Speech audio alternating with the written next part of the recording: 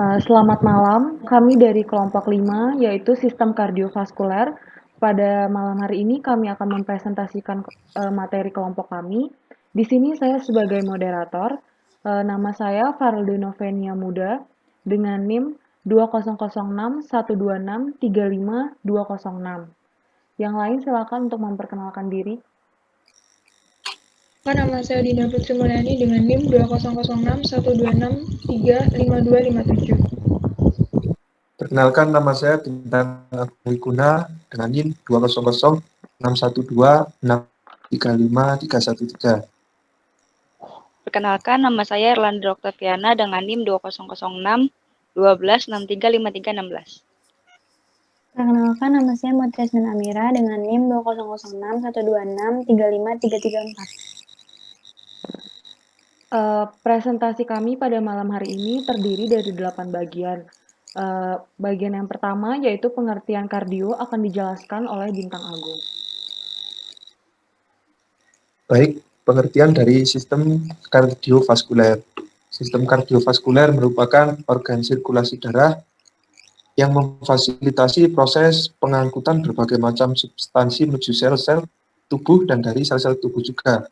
Terdiri dari organ penggerak yaitu jantung dan saluran atau sistem saluran yaitu arteri dan vena yang nantinya diperlukan dalam proses metabolisme tubuh.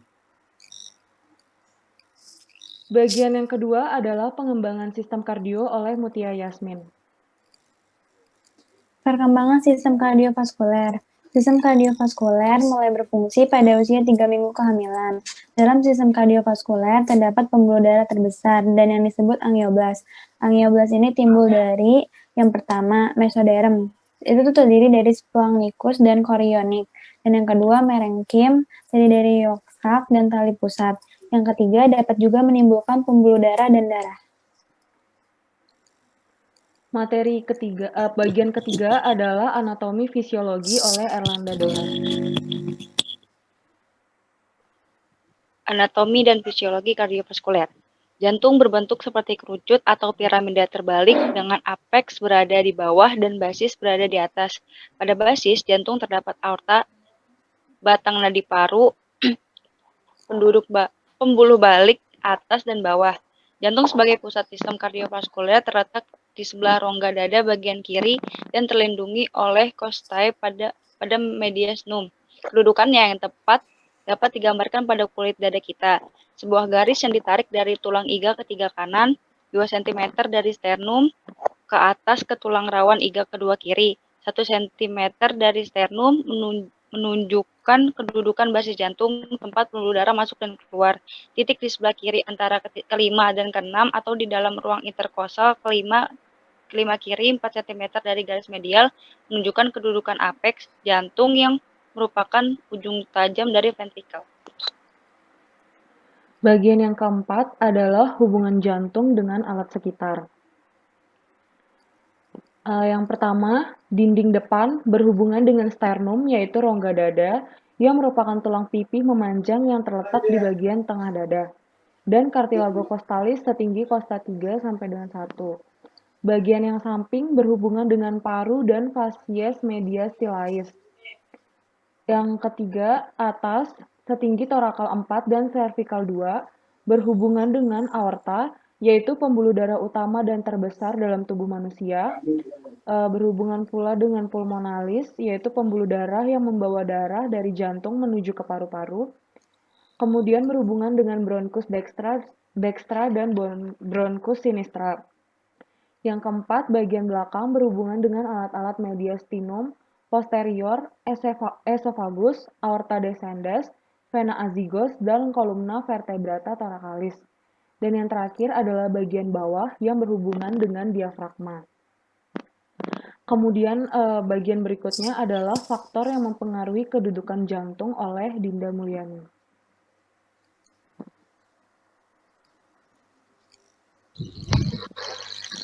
Jantung difiksasi pada tempatnya agar tidak mudah berpindah tempat. Penyokong jantung utama adalah paru yang menekan jantung dari samping. Diafragma menyokong dari bawah, pembuluh darah yang keluar masuk dari jantung sehingga jantung tidak mudah berpindah. Faktor yang mempengaruhi kedudukan jantung adalah 1. Umur. Pada usia lanjut, alat-alat dalam rongga toraks termasuk jantung agak turun ke bawah. 2. Bentuk rongga dada. Perubahan bentuk toraks yang menahan batas jantung menurun sehingga pada asma toraks melebar dan membulat. Letak diafragma. Jika terjadi penekanan diafragma ke atas, akan mendorong bagian bawah jantung ke atas. Keempat, perubahan posisi tubuh. Proyeksi jantung normal dipengaruhi oleh posisi tubuh.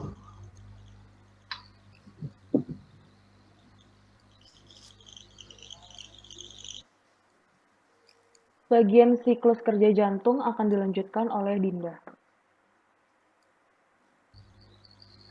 Siklus kerja jantung. Gerakan jantung terdiri atas 2 jenis, yaitu kontraksi atau sistol dan pengendoran atau diastol. Serupa dengan itu, kontraksi dan pengendoran ventrikel disebut juga sistol dan diastol ventrikular. Lama kontraksi ventrikel adalah 0,3 detik dan tahap pengendorannya selama 0,5 detik. Selain itu, saya akan memaparkan tugas jari jantung sendiri. Atrium kanan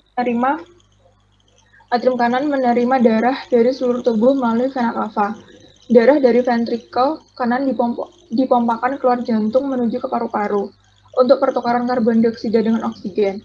Darah yang sudah dipenuhi oksigen lalu dipompakan masuk ke atrium kiri, kemudian ke ventrikel kiri, yang selanjutnya dialirkan ke seluruh tubuh melalui aorta. Agar darah mengalir dengan tepat, jantung memiliki katup. Katup yang membantu aliran darah dari atrium ke ventrikel adalah katup mitral dan trikuspid. Sedangkan katup yang berfungsi mengendalikan aliran darah yang meninggalkan jantung adalah katup aorta dan katup pulmonalis. Keempat katup tersebut menjaga dan darah terus bergerak maju ke satu arah. Katup akan menutup dengan cepat agar darah tidak berbalik ke arah yang berlawanan. Materi berikutnya adalah penyebab bunyi jantung yang akan dipaparkan oleh Erlanda Dora. Bunyi jantung. Bunyi jantung disebabkan oleh beberapa faktor. Yang pertama, faktor otot. Jantung akan berbunyi apabila otot itu berkontraksi. Kemudian yang kedua, faktor katup. Saat ventrikel berkontraksi, terjadi penutupan pada katup atrioventrikular. Penutupan daun-daun katup menimbulkan bunyi. Yang ketiga, faktor pembuluh darah. Darah dipompakan oleh ventrikel kiri ke aorta dan ventrikel kanan ke arteri pulmonalis. Arus darah menggetarkan dinding pembuluh darah sehingga menimbulkan bunyi. Bagian yang terakhir adalah bunyi jantung yang akan dipaparkan oleh Bintang Agung. Bunyi jantung. Katup aorta akan menutup dan tekanan vaskular menurun kembali ke nilai tolik. Tahapan bunyi jantung. Yang pertama bunyi 1, yaitu bunyi loop rendah. Penutupan katup mitral dan trikuspedialis lamanya 0,15 detik dan frekuensinya 25 sampai 45 Hz. Yang kedua bunyi 2, yaitu bunyi dup lebih pendek dan nyaring. Disebabkan menutupnya katup aorta dan pulmonal segera setelah sistolik ventrikel berakhir. Frekuensinya 50 Hz dan berakhir 0,15 detik.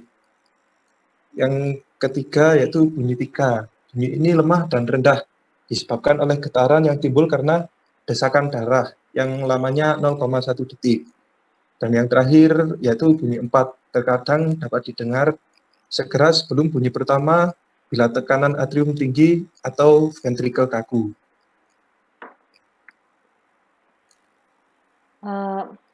Jadi kesimpulan yang dapat diambil dari presentasi kelompok kami pada malam hari ini adalah sistem kardiovaskular atau sistem peredaran darah adalah suatu sistem organ yang berfungsi memindahkan zat ke sel.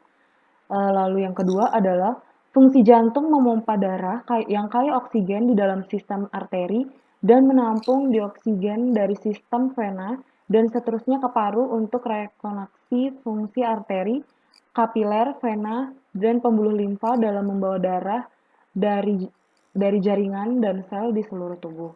Sekian materi dari presentasi dari kelompok kami. Terima kasih.